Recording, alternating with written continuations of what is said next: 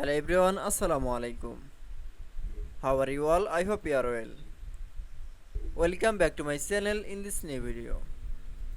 Today's video, how to copy format in Google Sheets file. So let's started. At first, open your Google Sheets file document. Firstly, then I show that Google Sheets file is the text is into the format. This format is from copy.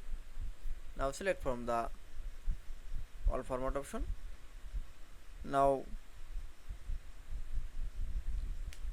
mouse click from the right button option. Now click for the copy option. Then copy is the anywhere paste. Now select from the any place option. Now for click, then click for the then going to the edit option.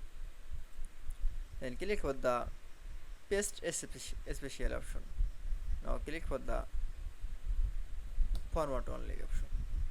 Now for okay, that's it. Then I show the copy format in Google Sheets file. I hope to enjoy the video. Please like, comment, share and subscribe my channel. Thanks for watching.